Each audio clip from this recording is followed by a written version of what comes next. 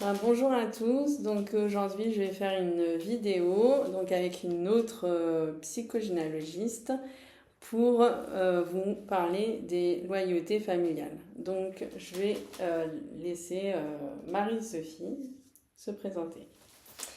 Alors bonjour, moi je suis Marie-Sophie et je suis psychogénéalogiste depuis quelques mois. J'ai un parcours pas linéaire puisque je suis enseignante depuis 20 ans en école primaire.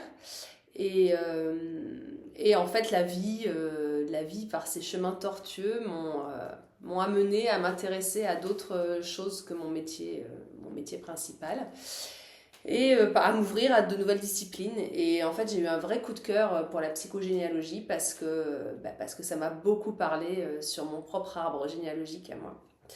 Voilà, donc depuis, je me suis formée, j'ai été certifiée et j'aide les gens à comprendre leur arbre également. Voilà. Et c'est passionnant, j'ai vraiment l'impression d'être parfois Sherlock Holmes, le Sherlock Holmes des arbres généalogiques. Voilà. C'est la première vidéo, j'ai déjà fait des vidéos avec des généalogistes où c'est aussi très intéressant de parler de généalogie, mais c'est la première vidéo où je suis avec une psychogénéalogiste. Donc je suis très contente. En plus, on a un bout de notre prénom qui se ressemble aussi. Et oui, peut-être que ce n'est pas le hasard. Oui.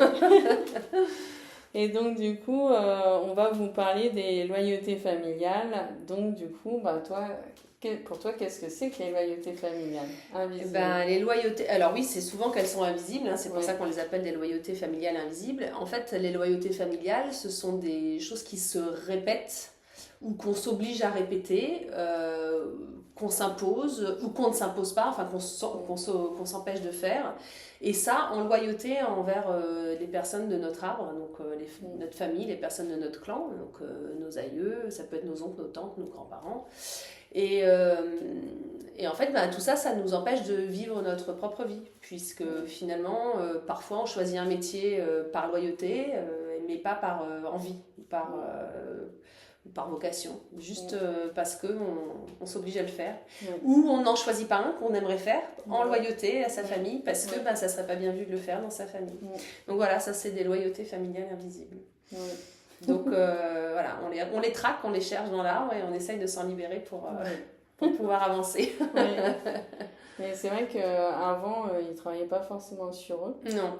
Et moi, je vois par exemple dans ma propre famille, j'ai du côté maternel, c'était une famille d'agriculteurs. Ouais. Et donc, déjà, il y a la croyance qu'il faut beaucoup travailler. Et souvent, l'aîné, il était un peu obligé. Par la force des choses, on se le disait pas, mais de reprendre l'affaire. De reprendre l'affaire. Et moi, je sais que mon grand-père, il a réussi à se rebeller et puis à en sortir, mais ça a été un peu par la force des choses, quoi. Ouais. Et il n'a pas été rejeté du clan, justement. Si, un peu. Ouais. Il a dû partir d'une autre région parce que il se sentait rejeté, justement. Oui, c'est ça. Oui, le problème, c'est qu'on ne veut pas être exclu du clan, donc on respecte la loyauté, on s'oblige à la respecter pour pas être exclu. Oui, alors les loyautés, ça touche à tout. Hein. Moi, par exemple, par le métier que j'exerce en tant qu'enseignante, en fait, ma mère, on est 4 filles, et ma mère voulait être enseignante. C'était vraiment son métier cœur. Hein. Et puis, en fait, les choses ont fait qu'elles n'ont pas pu le faire parce que financièrement, elle ne pouvait pas assumer des études. Et les études d'infirmière étaient financées. Donc, elle a fait ses études d'infirmière, elle est devenue infirmière. Et parmi ces 4 filles, donc on est 4, il y en a 2 qui sont infirmières et 2 qui sont enseignantes en école primaire. Voilà, donc des bons exemples de loyauté familiale invisible. On a rempli le contrat. Hein, maman, tu n'as pas pu être enseignante, tu en auras 2. Et parce que infirmière c'est un joli métier aussi, on en aura 2 autres. Donc voilà, c'est vraiment un exemple type de loyauté familiale qu'on peut retrouver. Moi personnellement, j'aime bien mon métier d'enseignante, donc je le vis pas d'une façon pesante, mais c'est vrai que ça peut être enfermant en fait. Hein. Ouais. Je pense à des gens, par exemple, des fils de médecins qui voulaient être artistes et à qui on a obligé à devenir médecin, qu'on a obligé à devenir médecin alors qu'ils n'avaient pas du tout envie. Enfin voilà, des artistes contrariés, des choses comme ça. Ouais. Mais comme tu disais, être obligé de reprendre l'affaire familiale. Ouais. Mais même dans l'agriculture, on voit aussi la force de faut jamais s'arrêter en fait, parce qu'ils n'ont pas de vacances. Ouais. Et des fois, même s'ils font un autre métier, ben, ils ont du mal à prendre des vacances.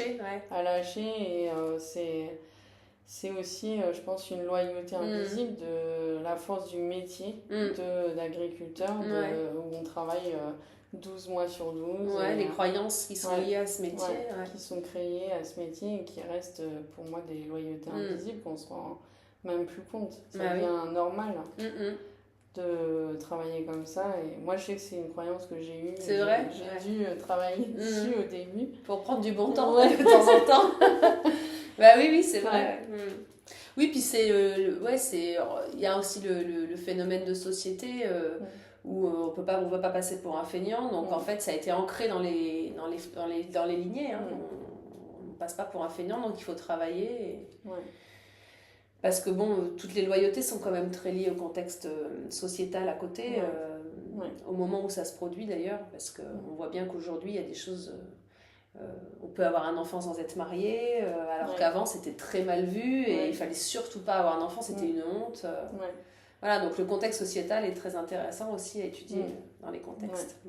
Mais aussi sur les enfants, moi je vois une cliente que j'ai accompagnée où les premiers enfants, on les perdait parce que dans l'arbre, il y avait un enfant qui était mort-né. Et donc, du coup, tous les premiers enfants, même s'il n'était pas mort-né, il y avait des IVG, des fausses couches.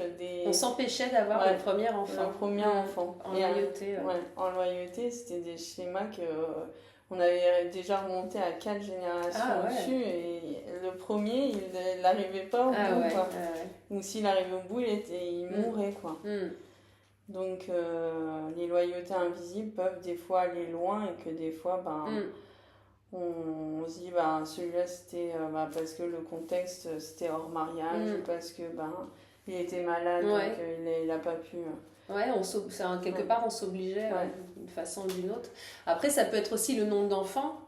Tu sais quand ta grand-mère elle a perdu le 3e ou elle a perdu le 4e, elle en a eu que 3 et finalement toi t'en fais 4 et tu lui apportes son petit 4e qu'elle n'a pas pu avoir alors qu'au départ tu n'étais pas du tout partie pour en avoir 4 ou alors justement tu t'étais dit j'en aurai 4 depuis que t'es petite, tu te dis j'en aurai 4 parce que c'est quelque part en toi et en fait c'est ça, c'est une loyauté familiale aussi ça que tu répètes. Moi dans ce genre j'ai alors déjà ma mère m'a dit ma grand-mère, donc la mère de mon père voulait 4 enfants. Ma mère elle en a fait 4, enfin mon père et ma mère lui en ont fait 4 et puis parce qu'elle n'en a pas eu 4, elle en a eu qu'un et en cherchant dans mon arbre avec ma petite loupe j'ai découvert que en fait on est 4 filles et on est toutes les 4 des Marie, c'est-à-dire qu'on s'appelle Marie Sophie, Marie Virginie, etc. Et j'ai découvert que dans l'arbre, plusieurs générations plus haut, et on l'ignorait complètement, il y avait déjà 4 petites filles qui s'appelaient Marie quelque chose. Et sur les 4 petites filles, il y en a seulement une qui avait survécu. Les 3 autres n'ont pas passé les 24 mois maximum. Donc voilà, mon père, il a réparé son arbre et dans sa lignée, il a réoffert les 4 petites Marie qui avaient, en tout cas les 3 qui ont été perdues, et il a refait les 4 petites, la fratrie des 4 petites Marie. Donc frisson quand j'ai découvert ça dans mon arbre. Donc des loyautés au niveau des enfants, on en trouve. Donc, moi j'en ai découvert aussi au niveau des maladies. Ah oui. Des maladies qui se reproduisent à un certain âge. C'est pour ça que des fois, moi je trouve ça intéressant de faire. Je sais pas, moi je l'ai découvert, j'avais 27 ans, me faire accompagner en psychogénéalogie, mais des fois de revenir quelques années après. Je trouve ça aussi intéressant d'aller retravailler dessus parce que j'ai une femme qui est venue en séance qui avait 47 ans et en fait elle venait d'apprendre qu'elle avait le même cancer que sa mère. Ah oui. Et c'est aussi une forme de loyauté par amour. En plus sa mère les avait élevées toutes seules. Le père était parti donc je trouvais que c'était une loyauté encore plus forte de vouloir... En plus, sa mère était décédée de ça et elle a réussi à... Elle a réussi à le combattre. À le combattre et à guérir de la maladie. Et je trouvais qu'elle venait, comme si elle venait réparer... C'est ça, complètement, réparer ça. Et donc, du coup, elle a fait le travail en transgénérationnel pour aller déjà comprendre d'où est-ce que ça venait. Et je trouvais ça des fois intéressant de voir que des fois, jusqu'à la maladie, Mm. on peut aller être loyal, quoi. Bah oui, ouais, oui, c'est vrai. Oui, jusque dans des douleurs corporelles aussi, parfois on ressent des douleurs et on se rend compte que, je sais pas, on a mal à la jambe et puis on sait pas trop d'où ça vient et on se rend compte que l'arrière-grand-père a eu des éclats d'obus dans la jambe à la Première Guerre mondiale. Enfin voilà, des trucs, des fois on découvre et tiens, d'un seul coup on a moins mal. Parce qu'on met des mots sur les mots. Après, il y a aussi des mémoires d'auto-sabotage. Sur tout ce qui est réussite, hein, tu connais bien, tu en as déjà parlé. Hein, tout ça, c'est aussi des mémoires, des loyautés familiales invisibles, hein, quand on ne veut pas réussir mieux que ses parents ou que sa famille, quand on s'oblige à rester petit, à ne pas briller aussi, à ne pas faire mieux. Hein. Ça aussi, ça fait partie des loyautés familiales invisibles. Les prénoms aussi. Hein moi j'ai ma grand-mère paternelle qui s'appelait Sophia, donc ça ressemble à Sophie. Donc, et c'est mon père qui a choisi mon prénom et qui m'a donné Sophie.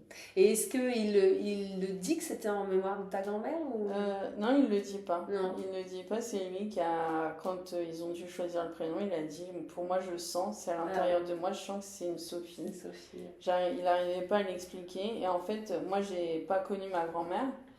Parce que elle est décédée quand j'étais très jeune, donc j'ai dû la voir, mais j'ai pas de souvenir d'elle. Et c'est quand j'ai fait mon arbre, justement, que j'ai découvert qu'elle s'appelait Sophia. Et là, j'ai été surprise et j'ai compris peut-être d'où venait ce choix-là, que c'est lui qui a insisté pour que ce soit Sophie. Ah ouais. Et il y a beaucoup chez moi des choses que j'ai pu reproduire et que je vois que ça vient de cette lignée-là. Quoi. Donc il y a des choses que j'ai dû réparer, sûrement aussi donc des loyautés qui ont pesé sur toi, de par ce prénom qu'on t'a attribué. C'était pas juste le prénom. Oui, c'était pas juste le prénom, Ouais, moi j'ai appelé mon fils, mon deuxième, Robin, et je voyais rien d'autre que Robin. C'était vraiment... mon mari en a discuté beaucoup, lui il avait d'autres idées, mais moi c'est pareil, dans ma tête c'était Robin, et depuis petite, hein, vraiment, je crois que c'est le premier prénom auquel j'ai pensé quand j'étais petite pour mon enfant. Et plus tard, j'ai pris conscience, mais vraiment plus tard, hein, en commençant à travailler sur mon arbre, que mon arrière-grand-père, donc le père de ma grand-mère, s'appelait Robert. Robin, Robert, hein, c'est les mêmes, hein, ça vient du même endroit. Et Robert, donc le père de ma grand-mère, c'était son père adoré. Hein, elle l'a perdu, c'était une tristesse infinie, je crois qu'elle en pleure toujours aujourd'hui, alors qu'elle a 95 ans. En fait, voilà, je pense que inconsciemment, j'ai ramené un Robert dans la famille, j'ai offert un Robert à ma grand-mère. Je lui ai ramené son père.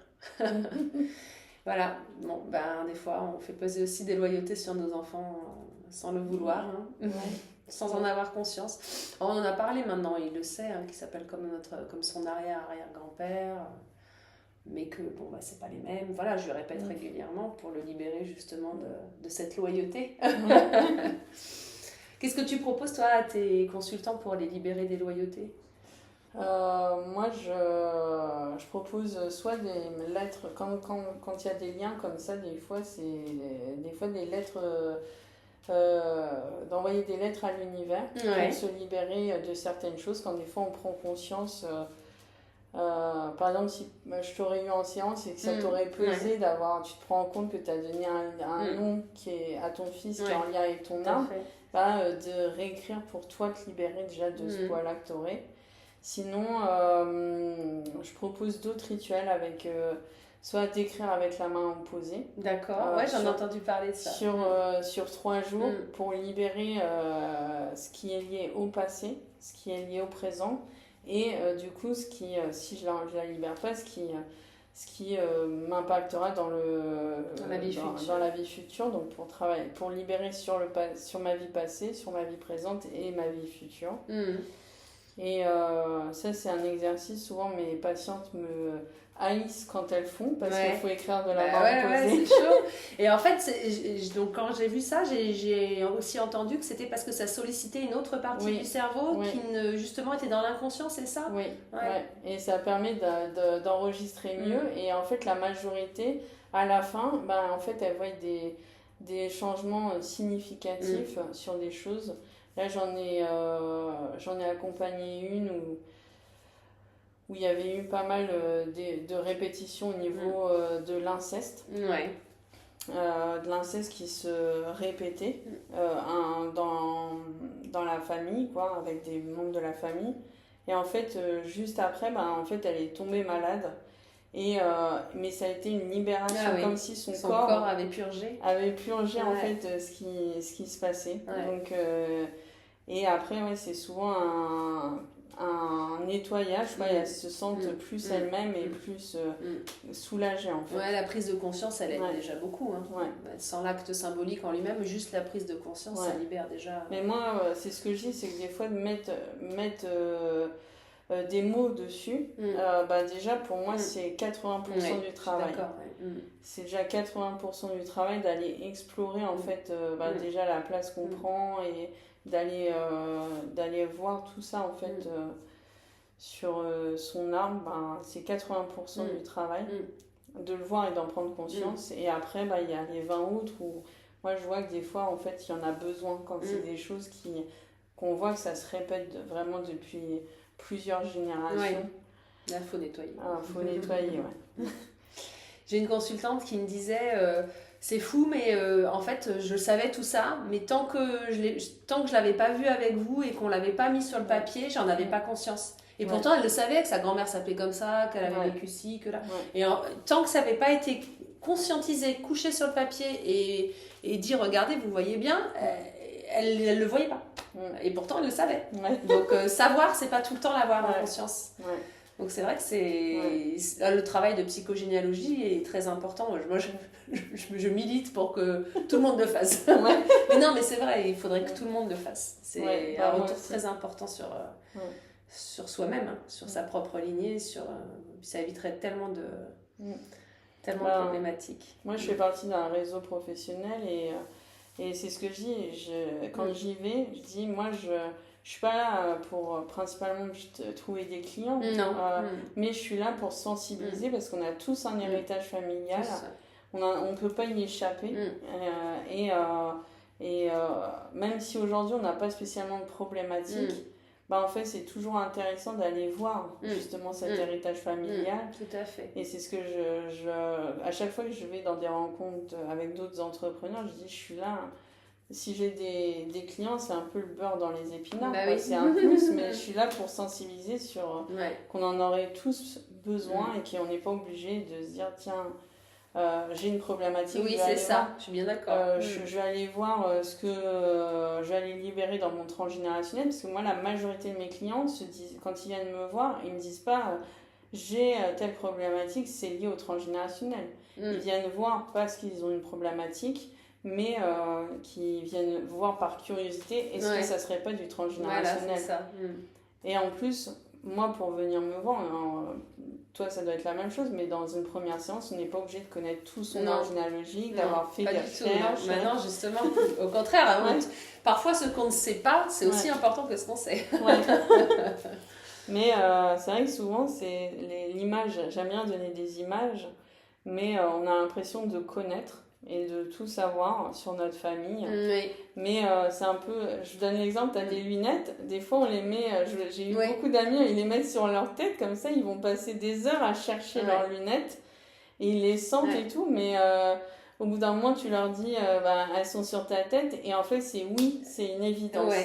Et en fait des fois dans l'arbre généalogique, c'est souvent ça, c'est qu'on sait, on le sent, mais en fait on oublie qu'elles sont sur notre tête. Et quand l'autre vient te rappeler qu'elles sont sur ta tête, tu te dis oui, c'est évident. C'est ça. Et en fait c'est cette évidence qui vient pour moi libérer les personnes de justement quand elles voient leur arbre et qu'elles travaillent, c'est que, bah oui, on connaît des choses, mais d'avoir un regard extérieur et d'aider, d'accompagner, et ben en fait, ça permet de mettre une évidence. Oui, c'est complètement ça. Ouais. D'où est-ce que ça vient. Dans les dates aussi, on observe des répétitions, hein, enfin dans les répétitions de dates et dans le choix de la date de naissance de l'enfant qui naît. Je pense par exemple à tous les enfants qui sont nés à 8 mai ou à 11 novembre. Hein. Donc là, on va aller tout de suite chercher dans l'arbre généalogique qui est mort à la guerre, qui a été blessé à la guerre, parce que toutes les dates qui sont en lien avec une guerre, une fin de guerre, hein, tous ces parlants aussi, ça c'est aussi des loyautés familiales invisibles. Hein. Donc beaucoup de choses... ceux qui s'enrôlent dans l'armée aussi, hein, qui là, leur plein gré vont s'enrôler dans l'armée, on va chercher dans les mémoires de guerre, dans les mémoires de lutte, tout ça. Ouais. Donc rien n'est jamais le... Enfin, moi je suis convaincue que dans l'arbre, on agit soit par loyauté, soit en conflit de loyauté. Et finalement, on n'est jamais libre. Ouais. Tant qu'on ne les a pas conscientisés, on n'est jamais libre. Mais en parlant de date, moi, sur mon arbre, je le savais justement dans les choses où on se dit on connaît notre famille. Moi, je connaissais mon grand-père, je savais qu'il était mort avant ma naissance. Mais il y a plein de choses que j'ai pas conscientisées. Et en posant justement mon arbre, j'ai conscientisé qu'en plus, avec mon cousin, on est nés à la même année, à 6 mois d'écart. Donc, mon cousin, c'est le fils de la sœur de ma mère. Et donc, du coup, c'est leur père, en fait, c'est le même père, en fait, qui est décédé. C'est mon grand-père maternel. Et il est décédé donc 18 mois avant notre naissance. D'accord. Donc c'est 18 mois, c'est 2 fois 9 mois. Ouais. Donc on regarde souvent ces dates-là, donc les 9 premiers mois de conception, on est dans le ventre, plus les 9 mois de gestation, plus les 9 mois de gestation. Et je me mélange. Avant la conception, ouais. Et donc du coup, en fait c'est comme si ces deux sœurs, quand elles perdent leur père, elles s'autorisent à elles devenir mères. Donc ça peut être une réparation, tout à fait. Mais aussi pour elles une libération. Oui, tout à fait, oui. Ça peut être les deux. Ouais. C'est ce qui est analysé finement aussi. Hein. C'est ce qui fait qu'aussi on a besoin d'être accompagné de quelqu'un qui a un regard extérieur pour le voir clairement. Donc c'était assez quand moi je me suis fait accompagner dessus, mais quand le premier regard tu te dis c'est assez drôle alors que c'est des choses, mon cousin je sais qu'il est né la même année que moi, on nous a toujours dit que notre grand-père était mort avant notre naissance, mais on n'a jamais fait de lien plus loin en fait sur qu'est-ce qui est que ça a été peut-être une libération pour ces deux sœurs de se dire maintenant on peut s'autoriser parce que leurs compagnons n'étaient pas acceptés. Ah oui, il y avait une emprise quelque part du papa. Donc du coup c'était assez intéressant quoi. Aussi, sur les dates d'aller regarder aussi ce qui s'est passé qu'il y a effectivement les périodes, les dates sur la date, qu'est-ce qui s'est passé, mais qu'il y a aussi qu'est-ce qui s'est passé avant que moi j'arrive. Oui, aussi, oui, avant la conception, c'est ce que tu disais, avant toute la période de gestation, et puis toute la période où on décide de mettre un enfant en route, c'est très important aussi dans les études de l'arbre. Oui. Dans le Sherlock Holmes de l'arbre. Et c'est vrai que c'est quelque chose auquel spontanément les gens ne pensent pas. Oui, effectivement... j'ai décidé de la mettre en route, mais bon, quel était le contexte ? Et le contexte est aussi important quand on décide de mettre un enfant au monde et de le concevoir. Et comme tu dis, parfois c'est juste qu'on ne s'autorisait pas à le faire avant. Et qu'il y a eu un déclic et il s'est passé des choses. Voilà, j'ai pas d'autres idées qui me viennent en tête là de loyauté, mais on a déjà bien balayé. Je pense aussi qu'on a bien balayé. Je pense qu'on va pouvoir conclure là. Et puis aussi, vous en profitez pour vous partager qu'on va faire ensemble un atelier sur les prénoms. Oui, d'ailleurs, si vous voulez chercher les loyautés invisibles qui se cachent dans votre arbre à travers votre prénom, c'est le moment de participer. Oui, de participer. Donc vous verrez bientôt la date apparaître sur nos réseaux. Donc, si en tout cas la vidéo vous a plu, vous êtes resté jusque-là, peut-être que d'aller plus loin lors de cet atelier, ça pourrait être intéressant parce qu'on peut effectivement trouver aussi des loyautés Tout à fait. invisibles dans les prénoms. Tu peux commencer par là et après creuser le reste. Oui. Donc, je vous dis à très vite et puis j'en profite pour vous souhaiter une belle année 2026. Et puis, à très vite. Merci Sophie. Merci à toi.